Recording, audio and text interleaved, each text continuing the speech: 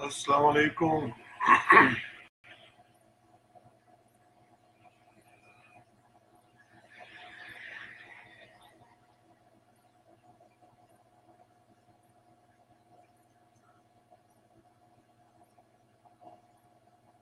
Great amount of feedback has been received, and it's a good omen that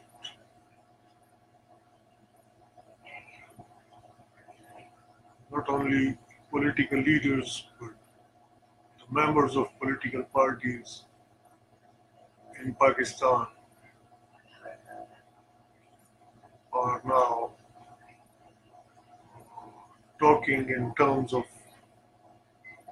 constitution and are also trying to observe their constitutional limits as well.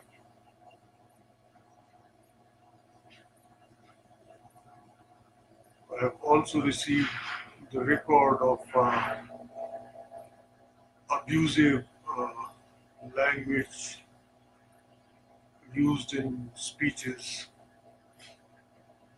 by certain political leaders. Not all of them, but only two are found guilty of using foul language.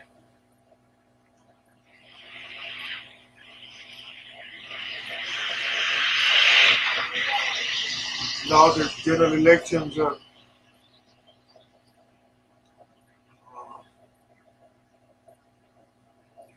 only a few months away,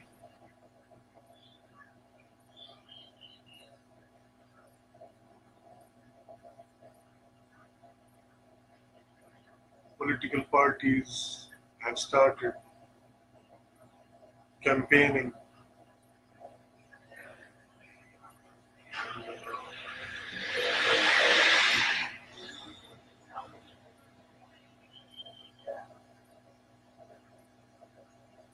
It will be very unrealistic to think that everybody will change his or her fascist mindset within short period of time, but we can make an effort to bring true democracy, which our constitution provides for it in Pakistan, so that misery of the people can be ended. And that also helps in restoration of economy, sound footings, and all those who are quite apprehensive that uh, democracy is a Western concept. For their sake, I might say a few lines that uh, we can trim that Western concept in accordance with our own cultural values. And no one can impose anything upon others when there is true democracy in the country.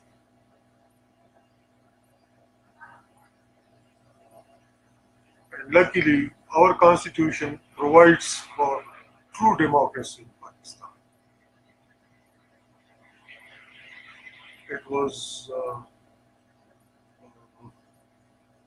partially prevailing large-scale ignorance among the masses regarding the constitution,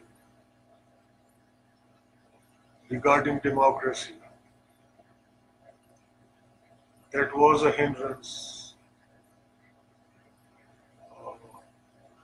in a way of true democracy in Pakistan. Then certain leaders, they were in term in politics regarding such leaders is opportunists. Opportunists are those people who are just sitting and waiting, and when they find that situation is right, then they jump in and they do not hesitate to befool the people even. So mostly opportunists are having dictatorial mindset, and we have witnessed such leadership from 19. We can say that after the demise of Liaquat Ali Khan and Qaid Azam Muhammad Ali Jinnah, then we were in grip of opportunist leaders.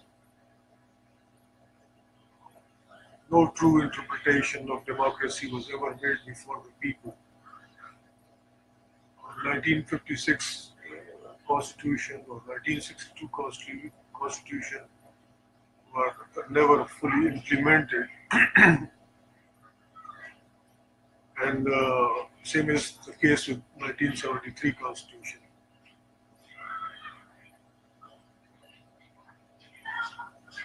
So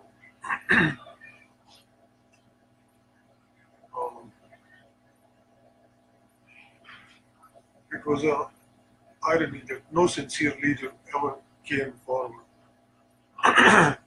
to educate the masses through informal means regarding democracy. And thank you, Haris, for the compliment. I'm trying to be as informative as possible because it's a question of national security. Those who were trying to make Pakistan militarily secure, they are also great people. And actually, we can ensure Pakistan's security while having the leadership willing to act in accordance with the provisions of the Constitution. By this way, our people will become more loyal to the country, and our economy will be at boom. Definitely, if we are a welfare state, everybody will be having money. The economic cycle will be moving on a fast pace, and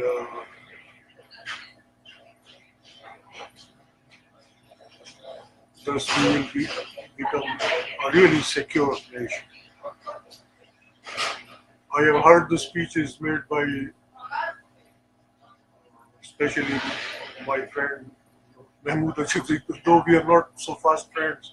He came to Kohat only once and we had spent few hours together. He is a sincere man, and he has forwarded the demands of the Balochs in a speech, and he was talking in terms of Constitution of Pakistan, and that is a good omen. And his demands were really based upon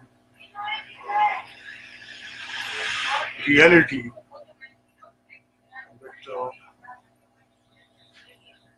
he has agreed with me that Constitution is a contract between all the federating units, and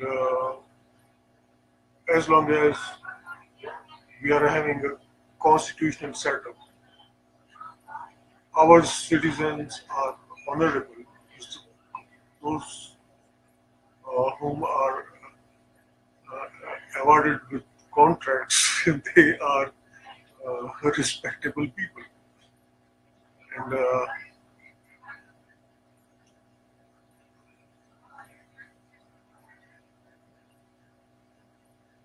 Achakzai was of the view that there shall be provision of gas for the people of Balochistan.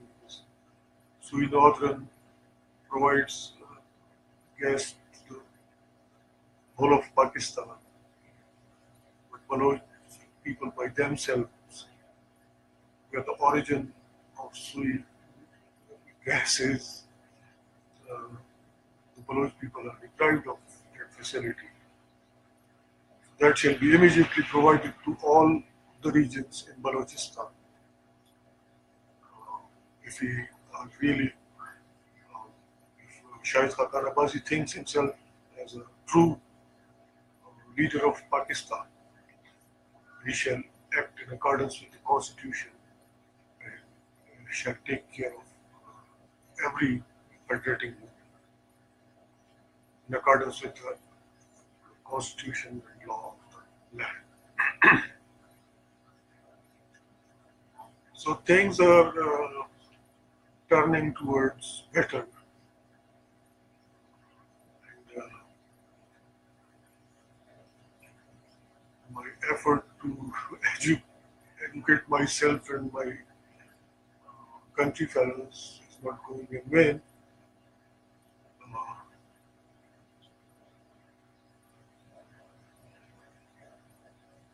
then we were having, along with Achakzai, I have heard assertions of disqualified Prime Minister Nawaz, and he was promising that when our government will come, we will do that.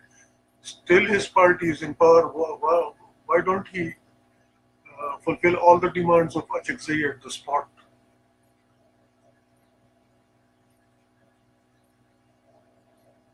But Mahmood Khan was,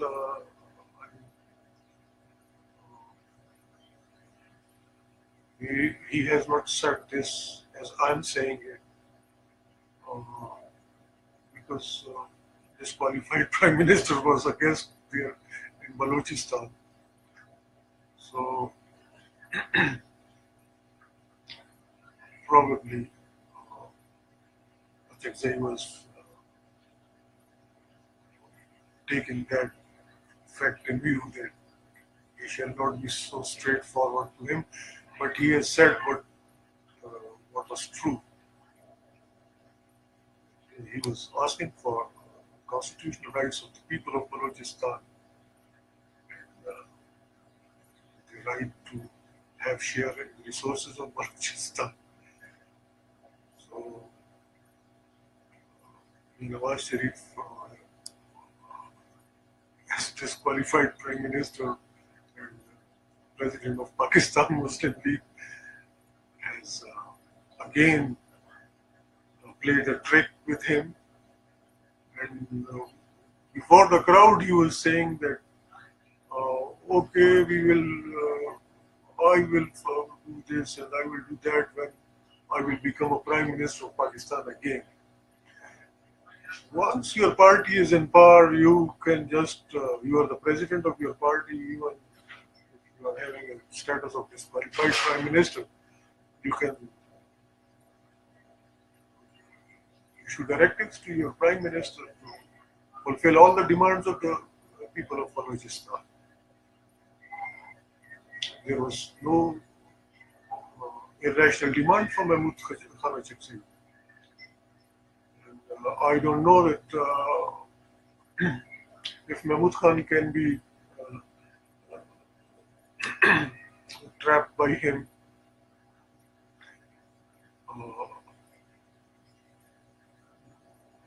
so he cannot trap Sajid Khan. He is online with me, and he is very straightforward. He can say that on his face, on me and our series face, that you have a government. Our one leader, Achakzai, has forwarded some demands to you in presence of the big crowd, and you are not accepting those demands, but are talking about court of law and their decision and all that. This is an effort to make the Baloch people fool again. And I don't think that I'll meet him next time. And he sometimes he comes to and left me KPK. You see, what I am looking for is that if in case uh, once the enlightenment uh, has been spread regarding true democracy, then we will not be in need of electables.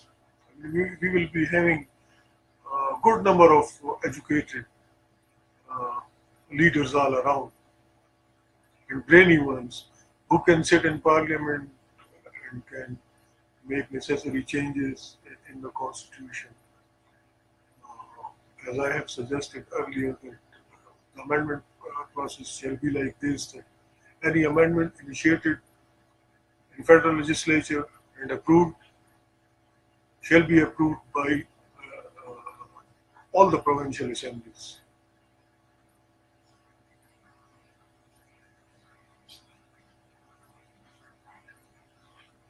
Before becoming the part of the constitution, the amendments shall be approved by 100% of the provincial legislatures, so that no drastic changes can be made in the constitution overnight.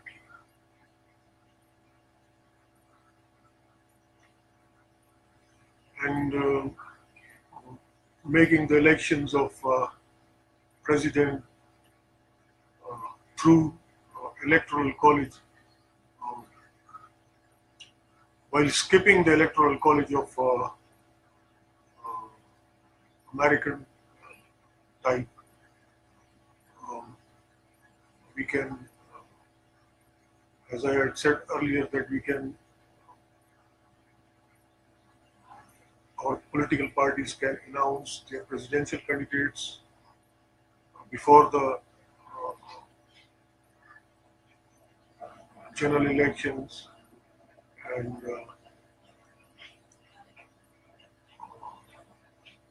during the polling, every voter will be having in mind that when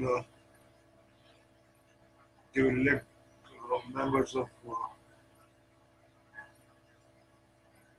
national and provincial assemblies, those national and provincial assembly members will be electing the specific presidential candidate of a specific party. So, and I do have an idea about direct election of governors, even if the governors are also uh, each party, if announces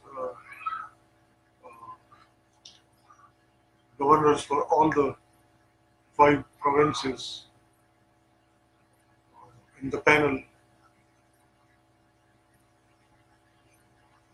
then voters will be, while voting for provincial assemblies, uh, they'll be having that in mind, that those who are being elected for the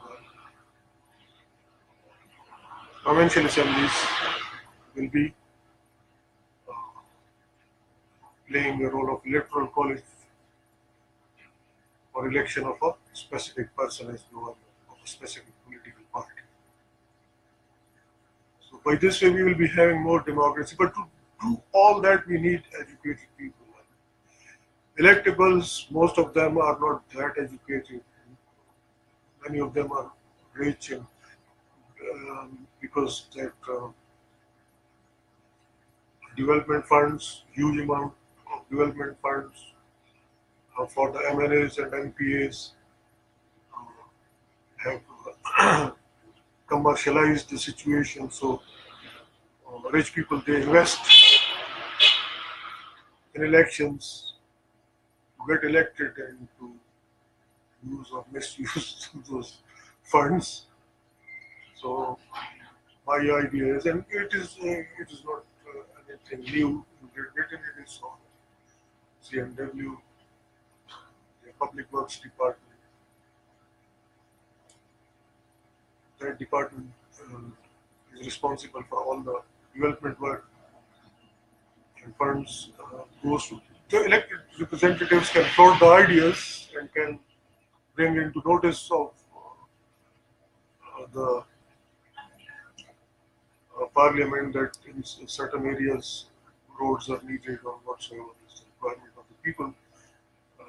But then development work and development funds are being dispersed to public works department and officers of public works department and public works department they further process on development work. And that is safe because every year public works department goes through audit, so some checks are there. Besides politicians,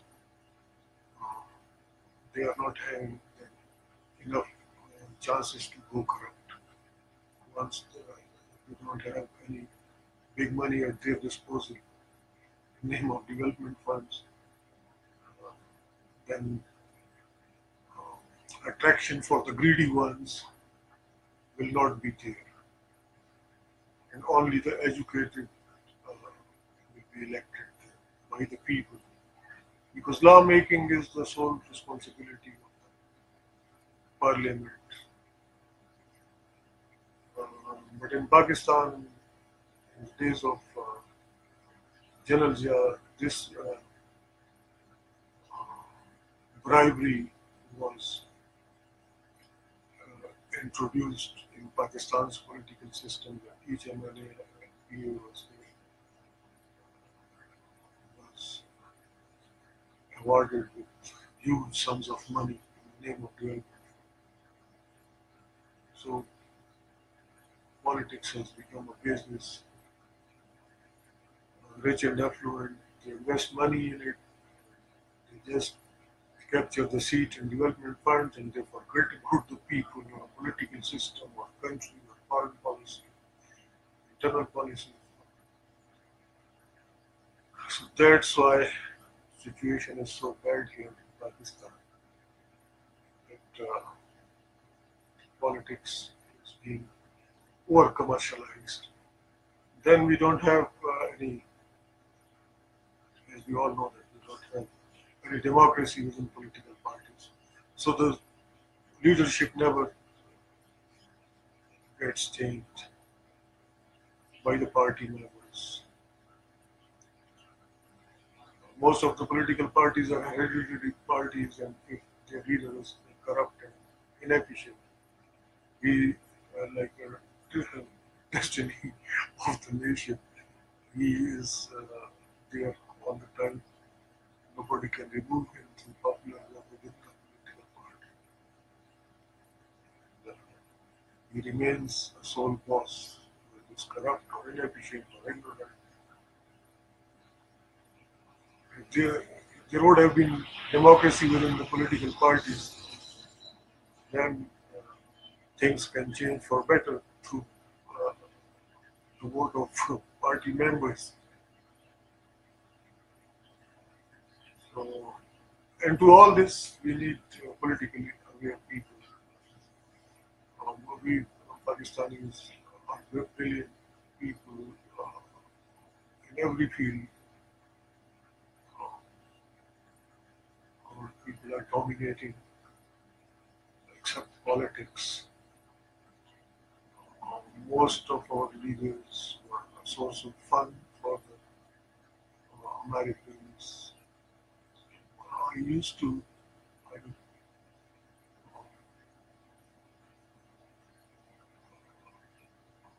with my American friends, whenever I discuss all this, then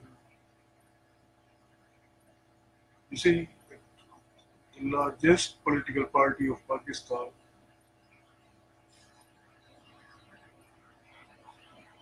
even after adoption of 1973 constitution, in which property rights are guaranteed to each and every citizen of Pakistan,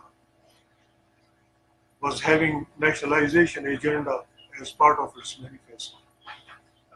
You see, your top leader was ignorant of your constitution, which he had promulgated by himself.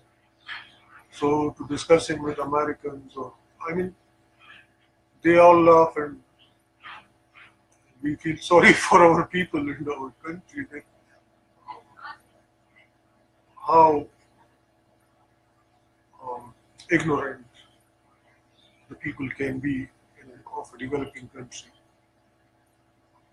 So the more we move towards reality, and the more we move towards uh, information regarding the Constitution, regarding our constitutional rights and duties, uh,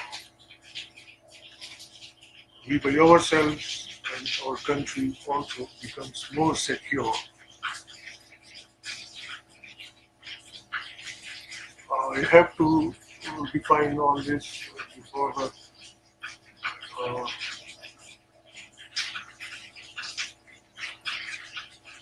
friends that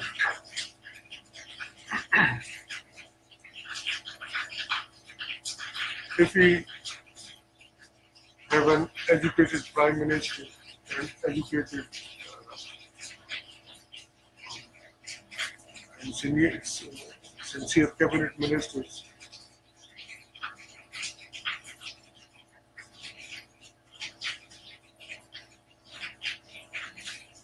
resourceful and rich country like Pakistan can become really rich through his foreign office within shortest span of time. Our raw materials were always welcomed by the West, even in the colonial period. The cotton was exported from Pakistan and Indian part of Punjab and then textile mills in uh, Europe, in Great Britain, were there to produce cloth from that cotton. Okay, so that is our age-long export. And now we are having our own textile mills, and we can earn through exports at large scale. Then we are having other big um, export, that is fruits and vegetables. Even for that, China is having plans, and they are planning to utilize our uh, lands here in Pakistan in future. So we can do it by ourselves if we are having educated leadership, and if we can uh, export, if we can increase these exports. Already, our fruit exports are good, but that can be increased because the market is too big. Far East is a big market for the vegetables and fruits. So even through exports, we can make our country rich if our foreign office is active. Our foreign minister can, and our ambassadors can report economic opportunities back home every week or every month. And if our foreign minister can take notice of all that and can discuss it with the prime minister and finalize it in cabinet meetings and coordinate with commerce ministry, everything will be fine. And we need educated people as our leaders who are willing to work hard. We want, we need educated ambassadors. We need educated ministers to do all that. And we need educated bureaucrats because today the reports which were coming from federal government, even notices even issued regarding uh, army intervention to remove the incident from Faizabad. The language was not correct. Someone was reporting on that media as well. So, I mean, without education, nothing can move forward. And, then we have to create that will even in our laborers by providing them all the required facilities because working working conditions are not good in our textile mills. Our laborers cannot survive for long, especially working in cotton industry. Maximum their healthy life is span is 5 to 10 years because of the dust and because of that unhygienic environment. Everything equipment is there. The mill managers are keeping all that masks and everything uh, with them, but are not giving to the laborers. Too many people have complained this. And the laborers they are compelled to work in awfully bad working conditions, and most of them have lost their health. So we all have to work honestly and in accordance with the set standards. Then we can move forward. We just doing dramas around by talking about the rights of Balochistan, and when in power you is today that disqualified prime minister has befooled the people of Balochistan uh, in a very shameful way. Really, I felt sorry for Mahmoud Khan Achakzai and the people of Balochistan. He had put all the demands in front of him, and Nawaz Sharif, his party is in power. And he was saying that he will do something when he will become the prime minister again. So many times he became a prime minister. Baloch are still deprived of sui gas facility in their homes, though they are, the origin of the sui gas is in Sui area of Balochistan. There were other demands as well. So he shall not try to hoodwink the people of Balochistan, the people of GPK or Gilgit or of Hussein. We need honest leadership. And if there is any hurdle in the way of doing things, uh, any leader must be honest with himself and with the people as well shall resign. For such and such reasons, I want to resolve the problems of Balochistan, but that specific person is a main hurdle, so I resign. And then people will handle those people who are unwilling to give the rights of the people of any province. The Punjab, the people of Punjab, Sindh or Balochistan. That is the way of doing politics. By enjoying the facilities for nothing